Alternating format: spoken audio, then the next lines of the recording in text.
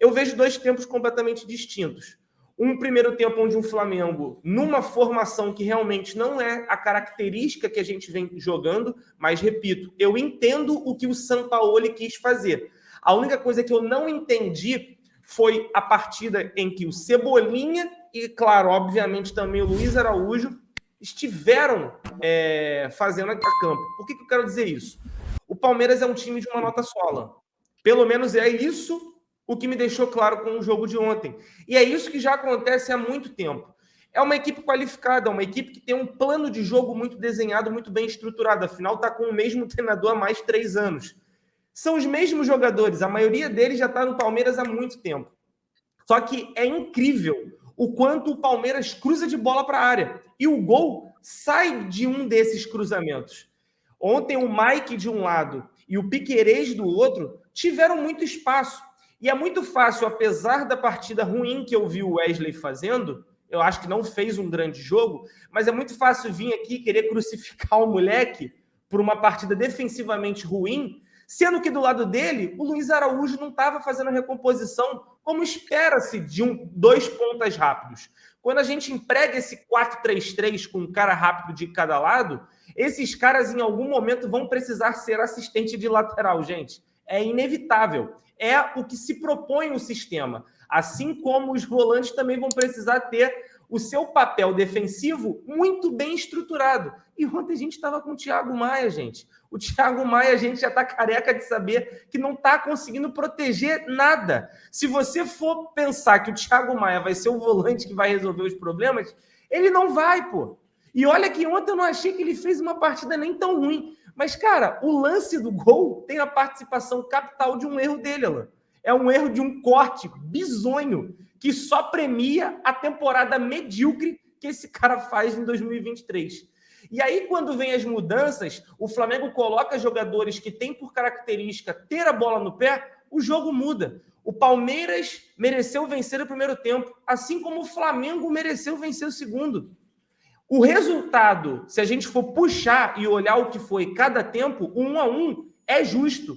Mas se a gente for pegar pelo que o Flamengo teve de oportunidade no segundo tempo, jogando fora de casa, conseguindo botar o Palmeiras entre as grades, porra, jogou na parede, irmão, o Flamengo poderia ter saído com a vitória naquele jogo. Temos sim que falar de um Matheus Cunha que foi muito bem, temos que falar da entrada do Arrascaeta, que mais uma vez prova o diferencial que ele tem, e temos que falar sobre as escolhas do Sampaoli, correto, Nela? Foram escolhas que ele mesmo fala que escolheu errado, mas eu acho que as escolhas vão errado por conta do que os jogadores que ele escolheu produziu dentro de campo. O Cebolinha ontem, mais uma vez, é uma vergonha. Ontem, o que eu vi o Cebolinha apontando para nego ir na marcação é sacanagem. Ofensivamente, o Cebolinha é nulo.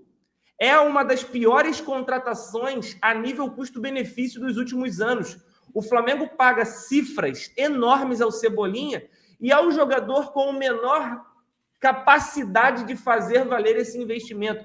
Ah, mas ele é líder de assistência. Pô, irmão, mas isso não quer dizer que ele vem desempenhando um papel útil para o time. Então, assim, eu quis até puxar esse debate, Alan, para a gente poder falar um pouco mais sobre o jogo e ouvir também de você, porque daqui a pouco a gente vai falar sobre lances capitais, que a gente deu até uma brincadinha ali no Twitter já antes da live, e é claro que a gente vai falar já já. Mas, cara, assim, ontem eu vi a live, eu vi muita repercussão do jogo, eu vi muita gente decepcionada com o jogo. E desculpa, cara, eu acho que foi um jogo bom.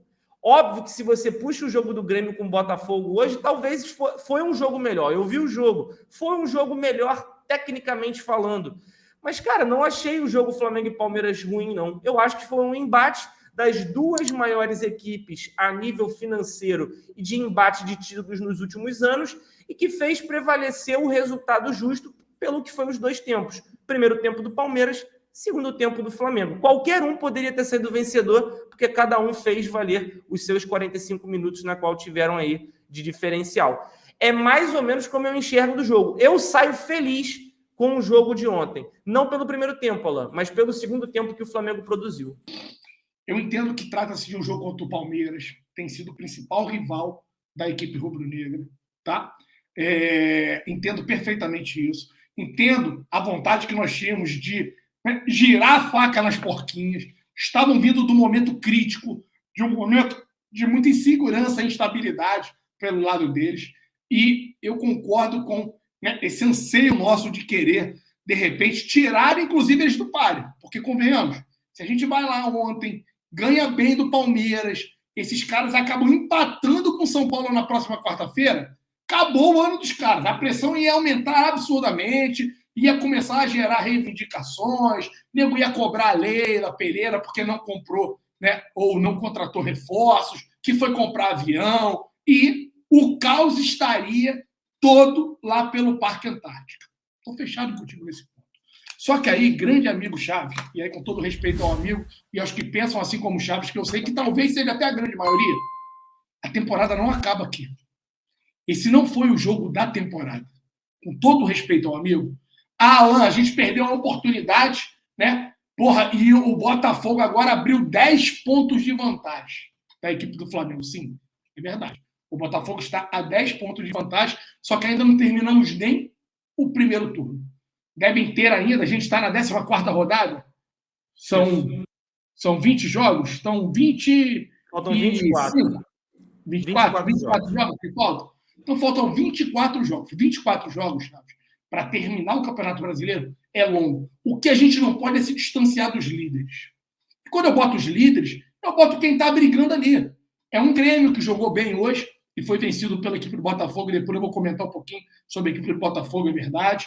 É um Palmeiras que ainda briga pelo título. Aí você tem ali mais alguns clubes ali, né, meio que brigando pelo G5, o Fluminense da vida, que é o nosso próximo adversário também.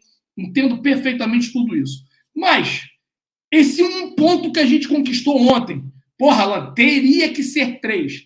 Aí, galera, é a gente também ficar naquela soberba de que a gente é obrigado a atropelar todo mundo.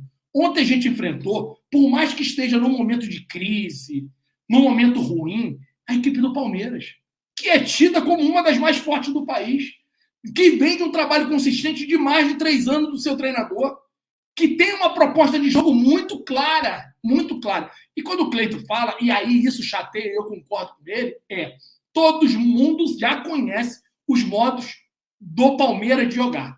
Ou o Palmeiras joga reativo de contra-ataque, com uma transição ofensiva muito rápida, buscando o Dudu, o Arthur, para centrar uma bola no Rony, e até alguns momentos o Rony.